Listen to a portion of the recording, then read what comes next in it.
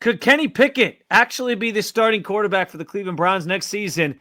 It's not as far-fetched or far off as it might seem. We'll talk about it coming up next on the Locked On Browns podcast.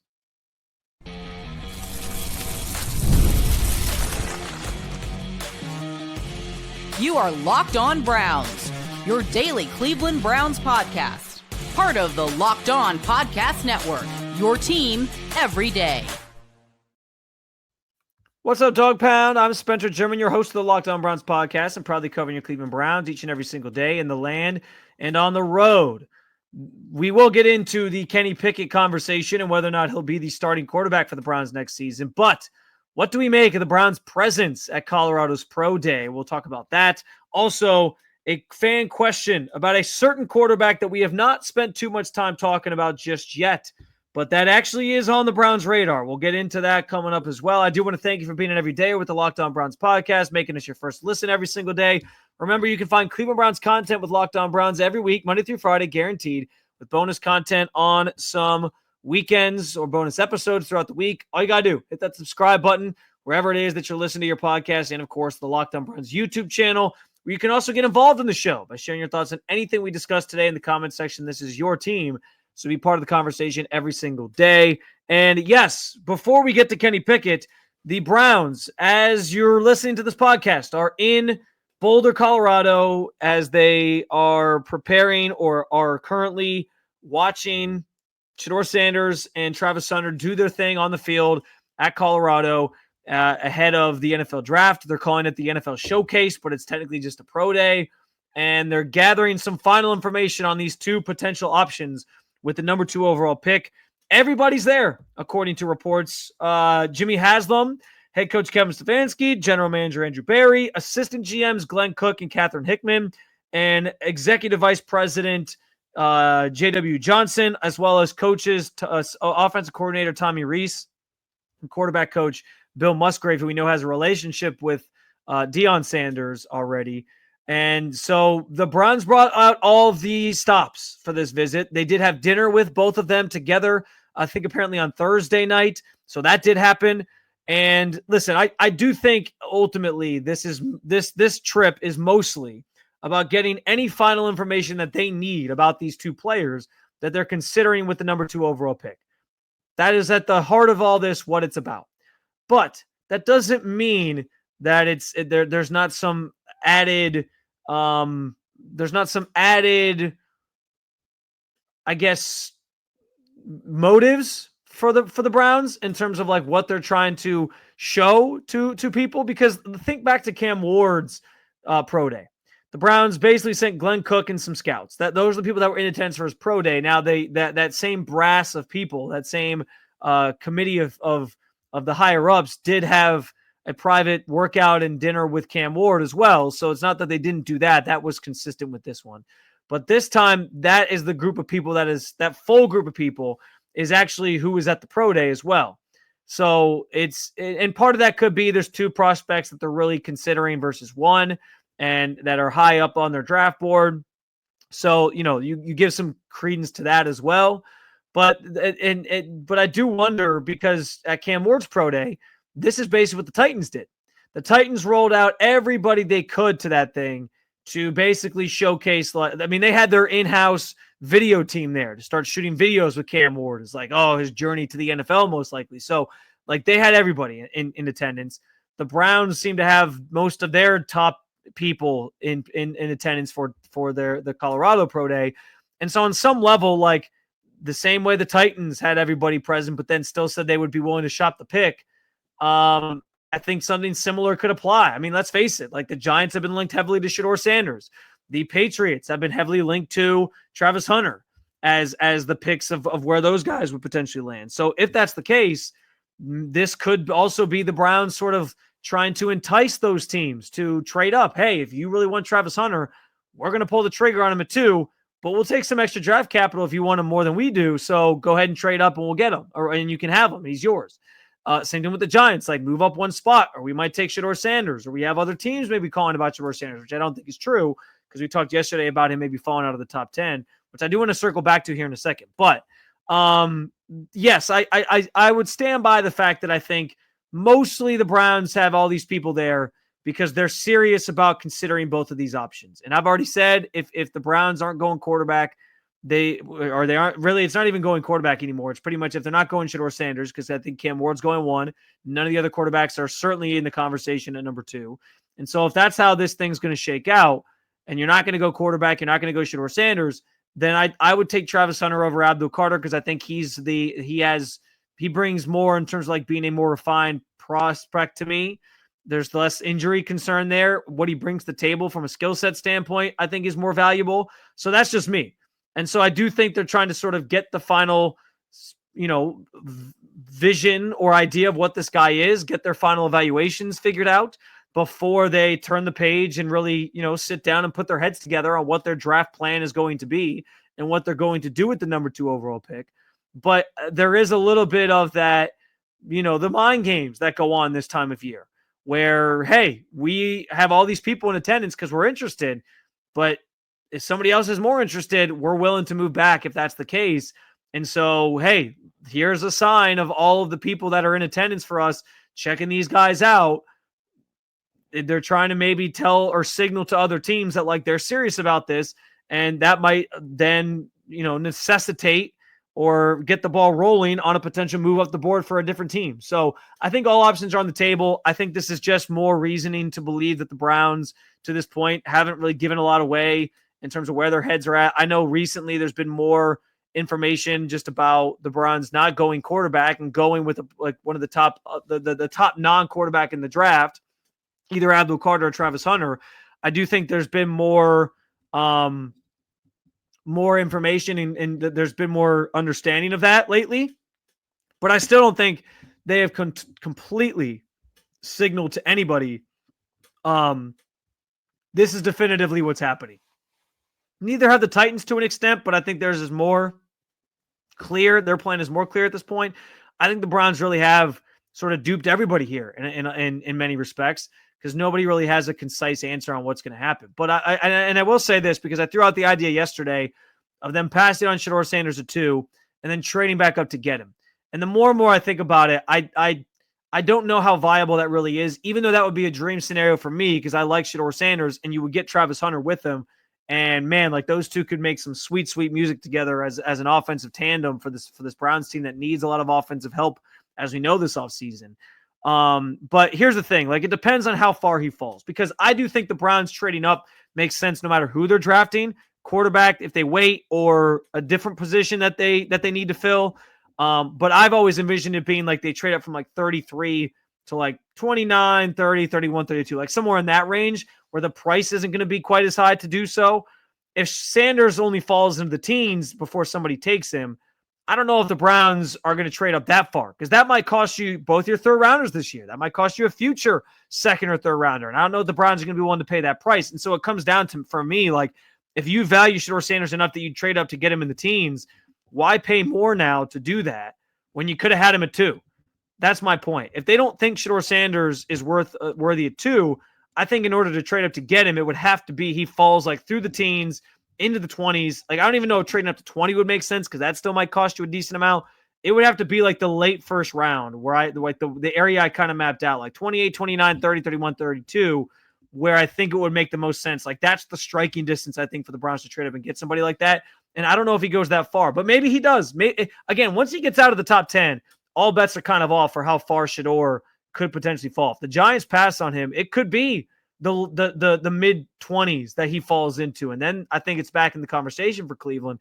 But like there's conversations now that Jackson Dart could go before Shedeur Sanders, for all we know. And it's crazy, and it's hard to understand how like the evaluation on Shedeur Sanders is like he could go in the top 5 to one of these two teams. But if he doesn't go in the top 5, he might not even go to the second round. It's crazy how these draft evaluations work. But man, like I'd love that scenario. I don't know how realistic it is unless he makes it that far through the first round. And maybe that's in the cards. Maybe that happens. But ultimately, the Browns seem to have a lot of interest in either of these guys. They're doing their due diligence, or at least signaling to other teams, hey, we like these guys. If you want them, trade up. And for what it's worth, Kevin Stefanski also talked glowingly about, or Andrew Berry rather, talked glowingly about Travis Hunter at the owners' meetings earlier this week. Speaking of the quarterback position and drafting rookies, Kenny Pickett could be the starting quarterback for the Cleveland Browns in week 1. I'll explain how that all unfolds when we get back here on the Locked On Browns podcast.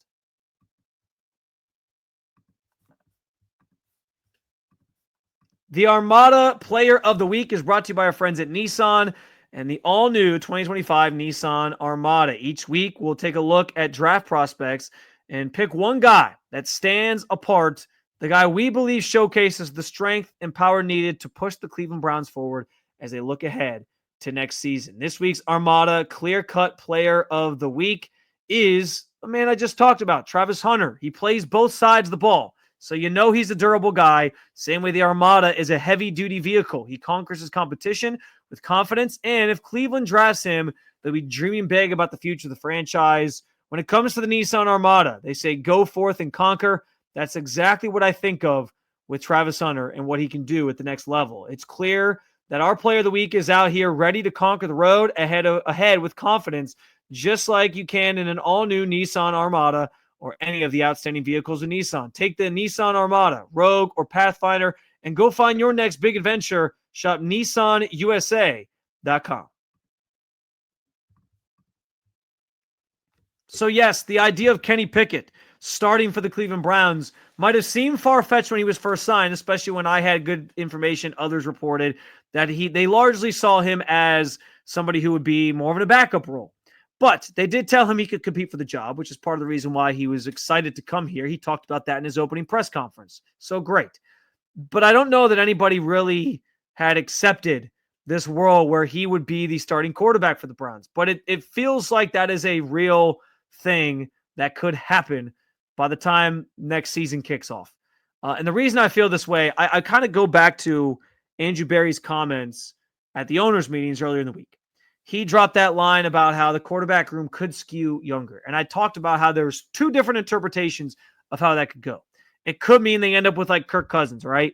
And it's Kirk Cousins, and skew younger means like, well, it's going to be Kirk Cousins, but we also have a 27-year-old Kenny Pickett, and then we have a rookie. And so that, I guess, in their eyes would be skewing younger. It also could mean that forget the aging veteran route.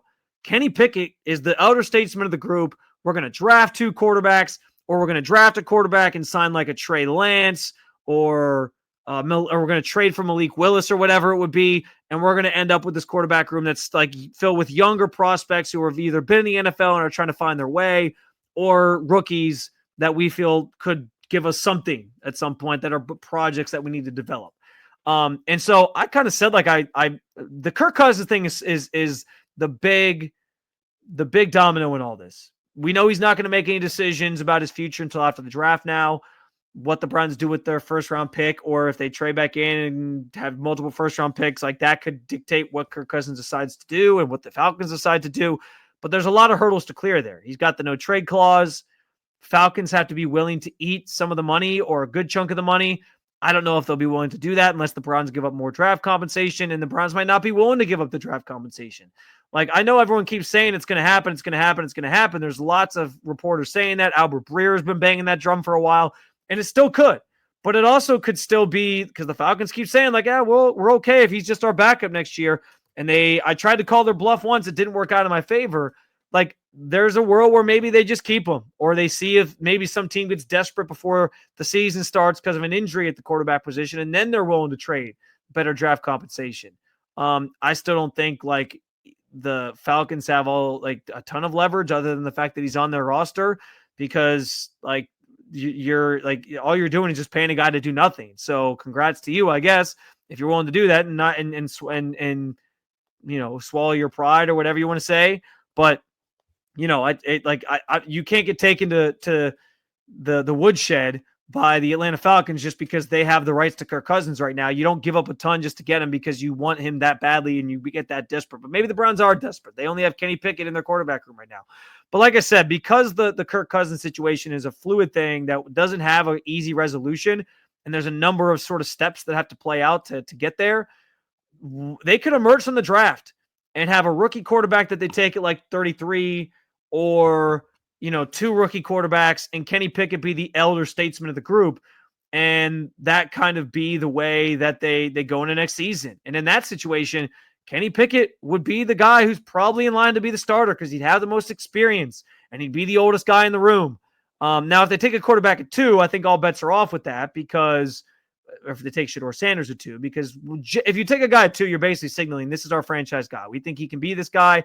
And those players nowadays, they start sooner rather than later. You don't wait to play those guys anymore the way that it used to be the philosophy on young quarterbacks.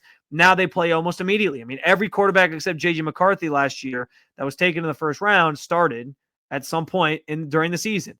So I think it's different if you take 1 at 2. But what the Browns do at 2, I think essentially will dictate where this team is at in terms of the quarterback position. And if they pass on Shedeur Sanders and they take a Travis Hunter and then they end up with, I don't know, Jalen Milroe or Jackson Dart or the quarterback I'm going to talk about next segment, Tyler Shough, and it's him and then some other young guy, or they draft another rookie later on. It's like a project the same way like DTR was as a 5th rounder. They do something like that. Now you're talking about a team that has, 2 really young rookie quarterbacks and just Kenny Pickett. Like that, again, that to me is a room that Kenny Pickett probably starts in. And again, so 2 is important here because if they pass in a quarterback, they're going to be in line to be starting Kenny Pickett next year. Just based off of like what we know about the room right now. If they were starting when OTA or when the offseason program begins April 22nd, the only quarterback right now that's in that room that could run any sort of drills and stuff once they get out on the field is Kenny Pickett. Now, by the end of that week of the start of OTA or offseason program, they'll have at least one rookie to sort of throw into the mix because that's the same week of the draft. But like the rest of the room is still sort of being sorted out. And so if they don't go quarterback at 2, it's probably a good indication that they either believe wholeheartedly they're going to end up with Kirk Cousins, or they feel pretty confident that Kenny Pickett can start. And I talked about Andrew Berry talking up Travis Hunter this week. Kevin Stefanski did the same thing with Kenny Pickett and how they like the competitor that he is, and they feel pretty strongly about him grasping the offense, and they like certain qualities he brings to the table. And again, like you're never going to disparage your own players that you now have on your roster. So it's not like I expected him to like throw Kenny Pickett under the bus the same way that fans probably would. But it does sort of all set up for this team having to potentially go that direction where Kenny Pickett's your starting quarterback week 1. I'm sure that's not something that you feel super excited about. I don't know if anybody would have told you at the beginning of the offseason like Kenny Pickett would be the starting quarterback of the Browns. People would be thrilled, especially after Browns fans spent several years making fun of Kenny Pickett when he was on their biggest rival, the Pittsburgh Steelers, for the 2 years he was there. But that is a reality that is closer to actually happening than it seems. And it all kind of centers around like it's all about the pieces of information that we have and that we get. And the draft is the biggest one because the position groups that they target, when they get a quarterback, those are all things that are going to signal what this team's plan is at that position moving forward. And so again, it could mean Kirk Cousins is still on the table, but because of all the logistical things that have to happen to end up with Kirk Cousins, it actually feels closer to the Browns starting Kenny Pickett next year than Kirk Cousins. It's because it doesn't sound like the Browns are taking a quarterback at 2 either. And so if that's the case, like it could be Kenny Pickett for a while until they maybe deem the whatever rookie they end up with in the second round or whatever is ready to go. And that might be a while depending on which rookie they end up with. So just get ready. Just brace yourselves because that could be the reality for this team based on how the draft goes, how this next several months go, how the summer goes, how training camp goes. We could honestly be talking about Kenny Pickett, and it should not be overlooked, the idea that he is starting for the Browns in week 1. Speaking of the rookie quarterbacks they could end up with, though, I got a question from a fan about Tyler Shough and why the Browns seem to be ignoring him. I will respond to that coming up next on the Locked On Browns podcast.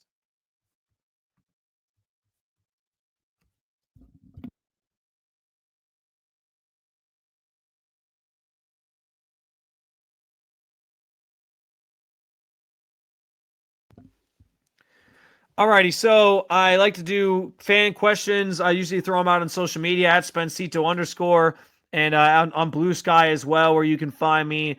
And people like to chime in with some things that they want to talk about.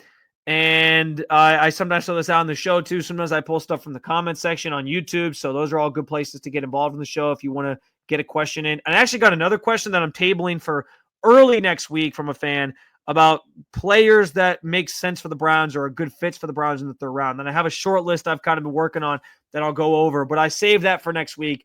I think it's a good topic maybe after I do another mock draft Monday on Monday. But the question that I've pulled for this week that I thought was interesting and worth touching on came from Jesse McCrae on Blue Sky, and he says, I'd love to hear why the Browns are ignoring Tyler Shough. We sure he's not worth looking at, #dogpound. I think this is a good topic because we've talked so much about the other quarterbacks, Cam Ward, Shedeur Sanders, Jackson Dart, Jalen Milroe to an extent. I think you know my feelings on Jalen Milroe at this point. But I haven't spent a lot of time talking about Tyler Shough. And the biggest thing I want to clear the air on in regards to Jesse's comment there is that he said, I'd love to hear why the Browns are ignoring Tyler Shough. The Browns are not ignoring Tyler Shough because they did have Tyler Shough in on a top 30 pre-draft visit. So he's been in the team facility, which tells me he's clearly on their radar. He is clearly somebody that they are considering drafting at some point when the value's right. And so I wouldn't go as far as to say they're ignoring him. I think that's probably an unfair way to classify it. He just probably isn't getting talked about as much because the Browns are picking top 2. And usually when you're in that spot, you have a good chance to land a quarterback. Now, whether or not these quarterbacks are worth it is the thing that's been hotly debated, as we know, throughout the entire pre-draft process. So as far as Tyler Shough is concerned, though, I do think he's a viable option for Cleveland, assuming they pass on Shedeur Sanders at 2. It just comes down to where you draft him. And the problem right now with Shough, the biggest gripe for me and for most, experts out there is that he's 25. And you might think to yourself, well, why does it matter if you hit on a quarterback? Who cares if he's 25?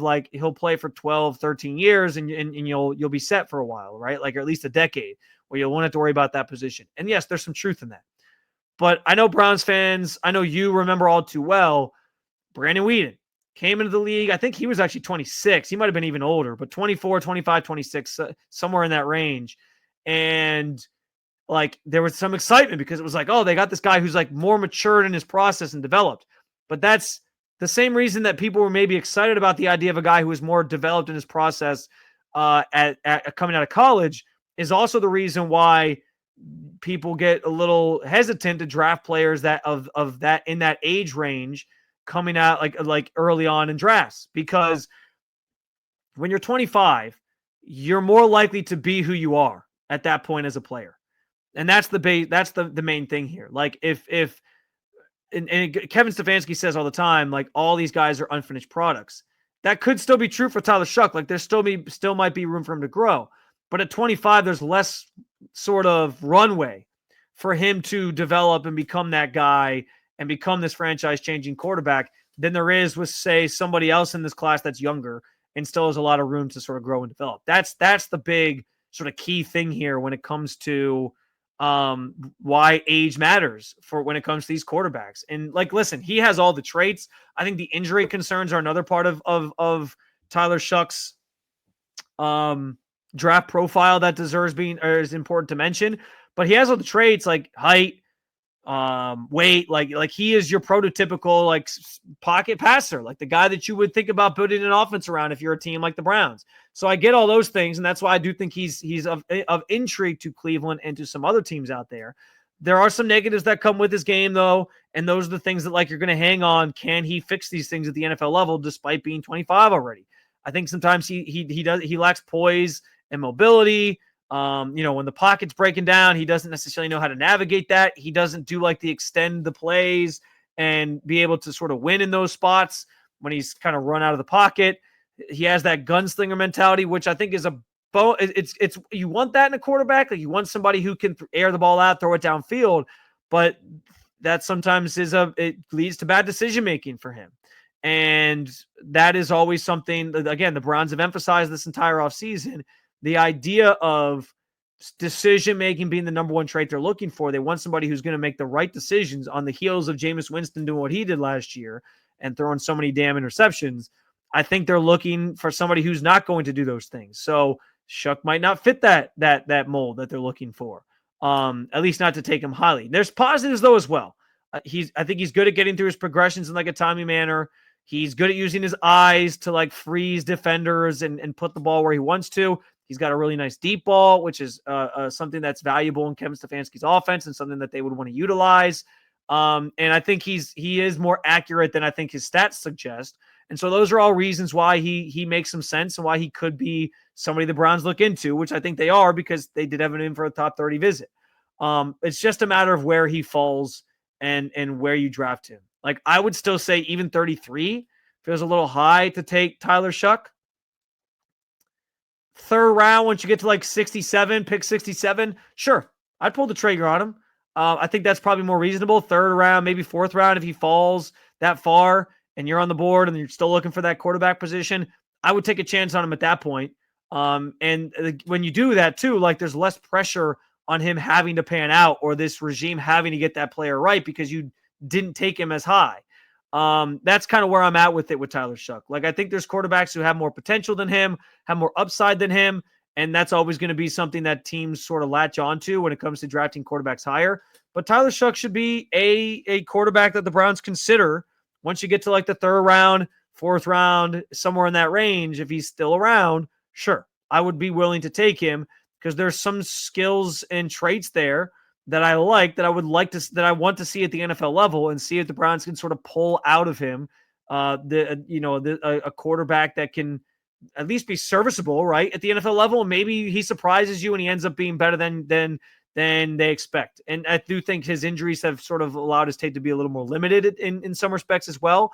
So there's something there, but it's also hard because being 25, there's less runway, like I said, for him to develop into an all-time great prospect. And so that's the thing that teams are looking for. So to be clear, though, the Browns are not ignoring him.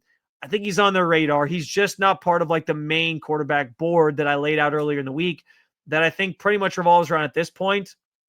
Cam Ward, who's probably going to the Titans. Shedeur Sanders, who they probably won't take it to. And then Jackson Dart and Jalen Milroe. I think those guys are all ahead of him and more in play for either second overall, depending on who's there, or 33. And I think Shough is more so like, all right, if we get to the third round, we haven't taken a quarterback yet, he'll be our guy. He'll be our choice. So speaking of guys that could be available in the third round, like I said, I will talk more about other players that make sense for the Browns in the third round of the draft coming up in less than 3 weeks now, because there are some good names that I think are worth noting. And that is the type of content that you're going to want to make sure you are listening for. So hit that subscribe button. Make sure Locked On Browns is your first listen every day, wherever it is that you listen to your podcasts.